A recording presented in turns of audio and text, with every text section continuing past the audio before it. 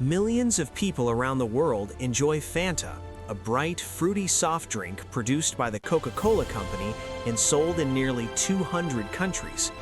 But very few people know that behind its colorful branding lies one of the most controversial origin stories in corporate history. This is not just the story of a soft drink. This is the story of war, survival, moral compromise, and Nazi Germany. Adolf Hitler famously did not drink alcohol. His preferred beverage was Coca-Cola. At high-profile Nazi party events, Coca-Cola was served alongside beer and wine. It became deeply popular with civilians, party officials, and even the German military, second only to beer itself.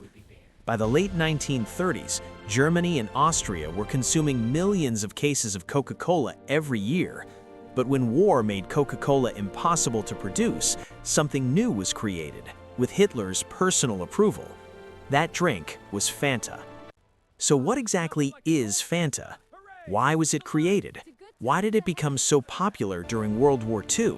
And what controversies still surround its production today? I'm Danish. Welcome to History Did That. Fanta was the brainchild of Max Keith, a German-born Coca-Cola executive and head of Coca-Cola GmbH, the company's main bottler in Nazi Germany. Coca-Cola had been licensed for production in Germany for years. Keith had lived in the United States, worked at Coca-Cola headquarters in Atlanta, spoke fluent German, and had powerful political connections.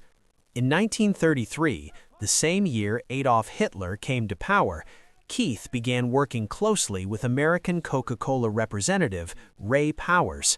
Together, they aggressively marketed Coca-Cola as the official drink of Nazi Germany. Sales exploded.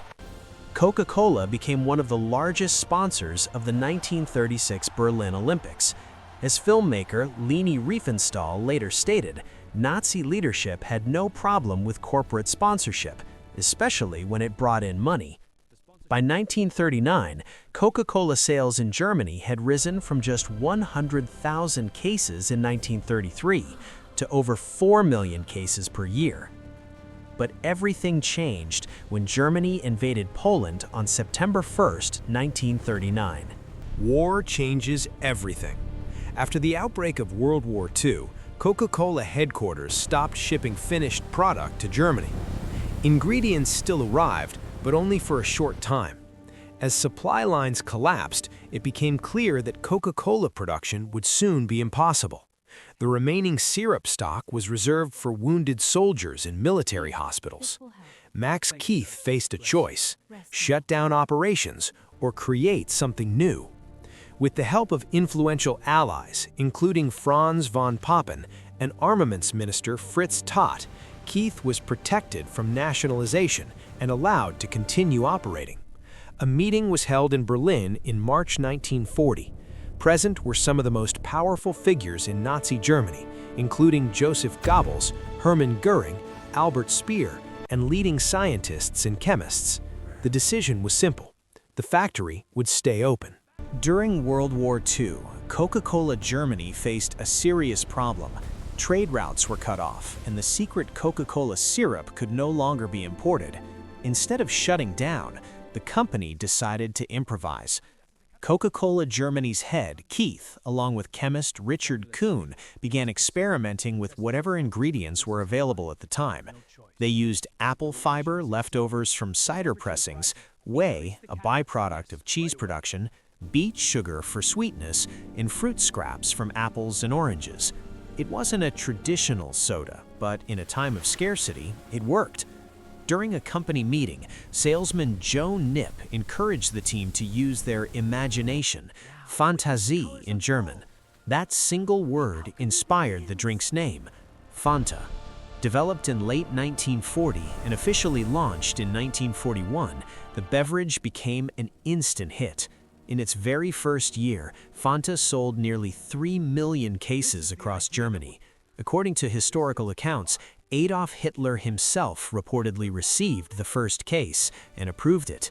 What began as a wartime substitute would later become one of the most recognizable soft drinks in the world, all born from necessity and imagination. Fanta quickly became more than just a beverage. In wartime Germany, sugar was heavily rationed and luxuries were rare, so people found another use for it. Fanta was often poured into soups and stews, used as a substitute sweetener when nothing else was available. It became part of daily survival. The drink was everywhere. Civilians drank it at home, soldiers drank it in barracks, pilots, sailors, and even U-boat crews carried it with them. Hitler youth leader Arthur Axmann once reportedly said, "If you wanted hundreds of boys to attend a rally, just promise them Fanta." Fanta was one of the very few consumer luxuries exempt from wartime rationing. That made it incredibly valuable. Even on the front lines, from France to the frozen fields of Russia, crates of Fanta were delivered whenever possible. The dark side. As the war intensified, Germany's economy became increasingly dependent on forced labor. Millions were exploited, working under brutal conditions to keep industries running. Like most major production facilities, Fanta's factories also relied on slave labor assigned by the Nazi state. Behind the bright label and sweet taste was a system built on suffering. In 1942, after the death of Fritz Todt, Albert Speer took control of Germany's wartime production. His focus was weapons, tanks, and ammunition. Yet despite shortages and destruction, Fanta production remained protected. Its popularity among civilians and its political backing kept it alive. Former SS officers later confirmed that Fanta was widely loved across the military. Even Hermann Göring reportedly insisted that Luftwaffe units continue to receive supplies of the drink. In a war defined by cruelty and control, even something as ordinary as a soft drink became part of the machine. The end of the war. By 1945, Germany was collapsing. Max Keith was ordered to rename Coca-Cola GmbH, but he refused. Before action could be taken against him, the ordering general was killed in an air raid. When American troops entered Berlin, they found Keith in a nearly destroyed factory, still producing Fanta, even though the building had no roof. With the end of the war came the end of original wartime Fanta. Keith was investigated for war profiteering and use of slave labor. However, his own laborers testified that he protected them, ensured food, and prevented abuse. He was cleared. Coca-Cola headquarters later praised him for preserving the company's German operations. Fanta lives on. When the war finally ended, Coca-Cola moved quickly. The company regained control of its factories, trademarks, and profits across Europe. In Germany, Fanta production officially stopped in 1949. For many, that should have been the end of the story. But it wasn't. In 1955, a completely new version of Fanta was created in Naples, Italy, this time using local oranges. Bright, sweet, and colorful, it was nothing like its wartime predecessor. This orange-colored Fanta became an instant hit, and soon it was the version the world would come to recognize. From Europe, Fanta spread rapidly across the globe, especially in tropical regions like South America and Africa, where fruit-based flavors thrived. Today, Fanta is sold in 188 countries, with dozens of flavors, from dragon fruit to salty watermelon. A drink born from war, reinvented in peace, and still alive today. A complicated legacy. Fanta's story is complex. It was born out of necessity, war, and compromise. Its origins are deeply tied to Nazi Germany and to the use of forced labor. Decades later, the legacy remains controversial. In 2015, Coca-Cola released a statement distancing itself from responsibility, claiming it had not directly controlled German operations during the war. But facts remain. Fanta's beginnings are a stark reminder of how global brands can survive, even thrive in the darkest of times.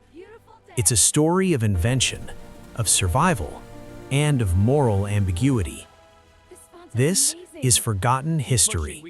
A drink many enjoy today carries a past few remember. Thank you for watching.